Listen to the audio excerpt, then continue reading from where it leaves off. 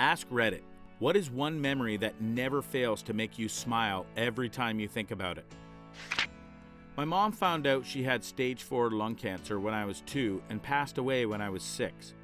When she got diagnosed, she was given 6 months to live, so, needless to say, she gave us lots of amazing memories and really lived in the moment.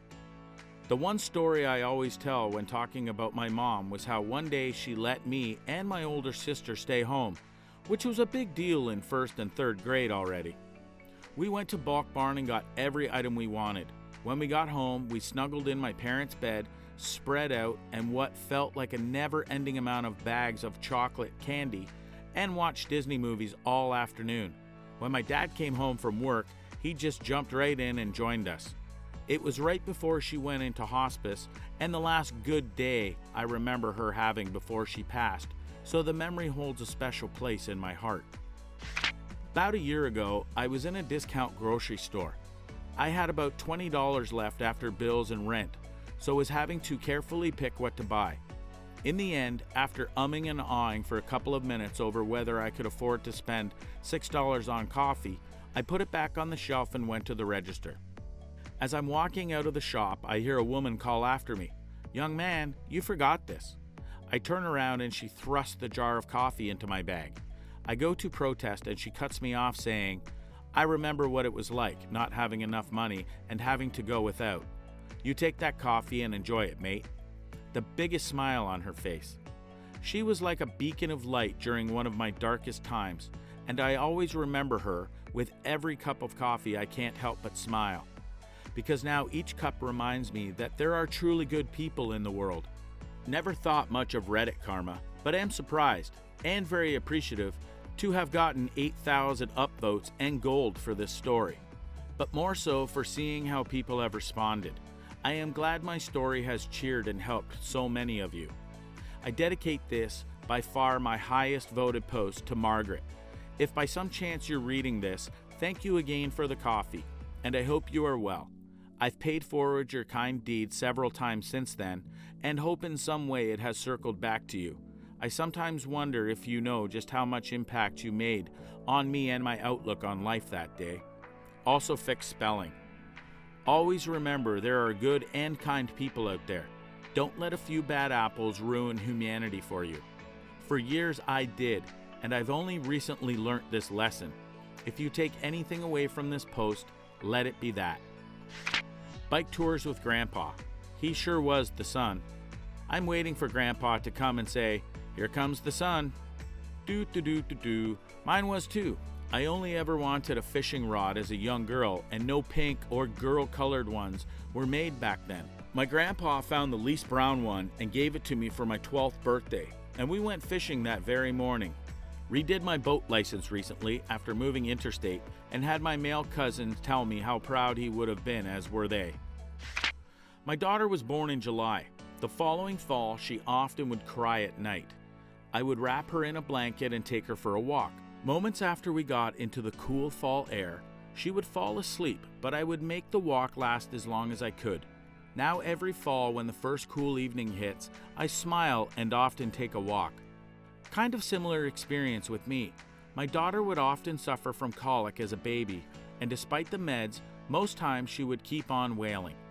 Once I discovered that she would immediately calm down if I lay her down with her in my arms in the empty bathtub, it became a ritual. We don't have a house with a bathtub now, and my baby's grown too.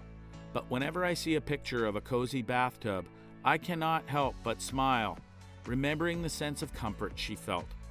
The thought of our children sleeping without pain or worry are very precious to a parent. P.S. My daughter was born in July as well.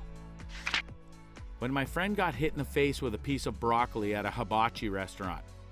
This made me remember that for my birthday one year, I went to a restaurant called Au Noir in Montreal with my sister and some friends.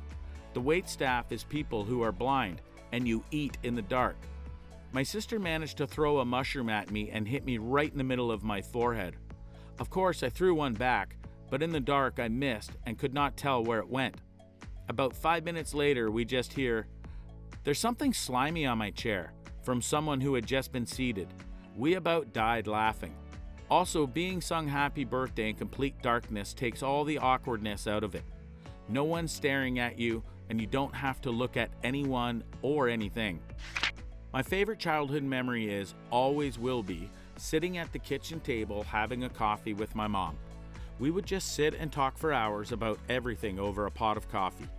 Truthfully, every time I have a coffee, I think of those times and smile. That probably contributes to my caffeine addiction. I need a coffee to get through my day has totally different meaning for me. That joyful thought always rights whatever wrong is going on. She lives several states away now and is getting older. I don't know how many coffee talks we have left, but I'll always have the ones we've already had. You can always start a tradition of phone and coffee pots. Both make coffee and sit and talk. I know it isn't the same, but sometimes making that time to just talk and ramble makes all the difference. Any memory with my grandpa? Well, he technically isn't my real grandpa, but he's who I grew up with my whole life. The man was hardworking, loving, funny, and every positive aspect you'd ever want in a grandpa. But there's one memory that stands out. 6 years ago, he was diagnosed with pancreatic cancer, colon cancer, and Alzheimer's. They weren't diagnosed together, but he took these diseases to the grave. It was too much for him to be awake during all of it, so they medically induced a coma that he never woke up from. Throughout all of it, he never moved a muscle. The quiet sounds of his breathing were all we heard. At one point, my sister was by his side in tears like the rest of us. Out of nowhere, he reached up with his arm and gave my sister a hug. No one else got any actions from him, not even my grandma. It's a memory none of us will forget, especially not my sister. He died on March 4th, 2014, and our family gets together for ice cream on that date, along with his birthday to celebrate his life. He didn't deserve the pain he went through one bit, but I have no doubt that his loved ones greeted him with a smile when it was all over. I love you, Grandpa. I got to spend an entire week staying with my grandmother once when I was a child. That week was the best since I love my grandmother.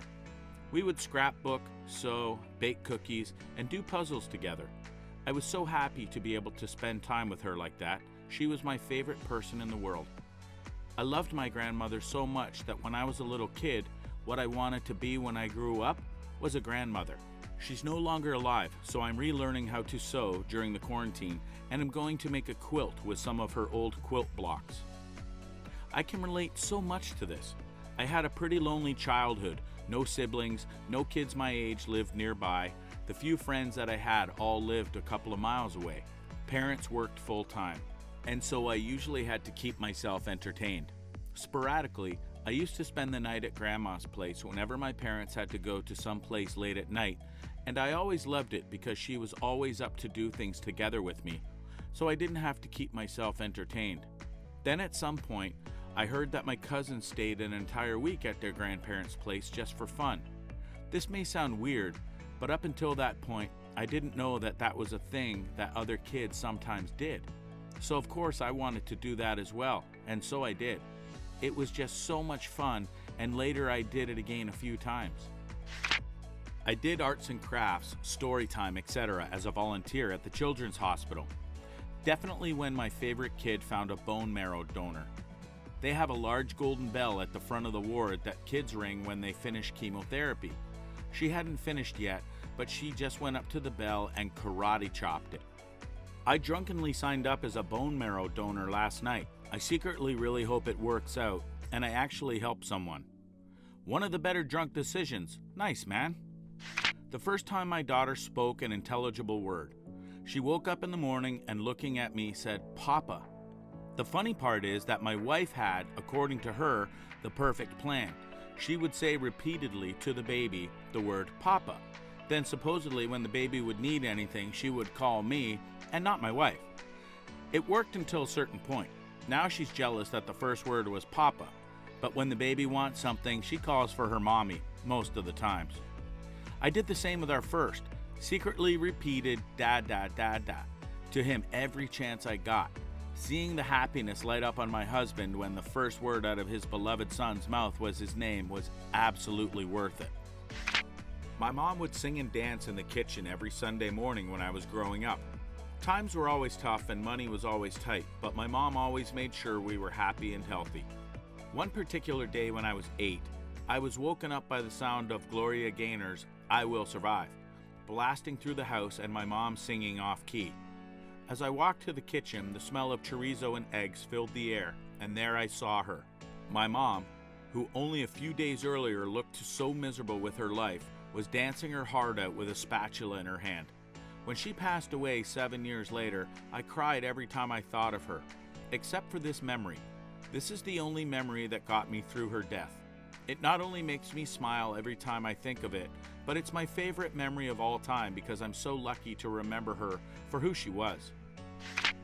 The last afternoon I spent with my grandma. She was such a firecracker, always joking around and giving people the bird. We had a great time, just the two of us. She passed away in September 2019, about 2 months after her husband. I miss them both, but thinking about that last afternoon with her always makes me smile. That sounds so nice. My grandma passed away Tuesday, and I was unable to go tell her bye or anything because of the virus. It made the funeral very frustrating not being able to go.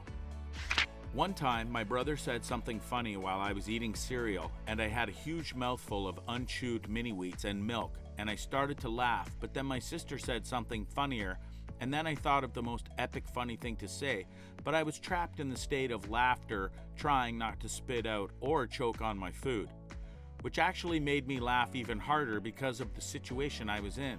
Then my brother looks at me like, "What is wrong with you?" And I just point at him, and then my sister, and then myself, and it was so stupid, and I just fell to the floor crying with laughter. I can almost see you crying and rolling around, still crunching. Made me chuckle. Thanks. My first time coming home from college. I was worried my dog would forget me while I was gone, but when I walked through the door, she lost her mind. I've never felt so loved and relieved. Dogs never forget.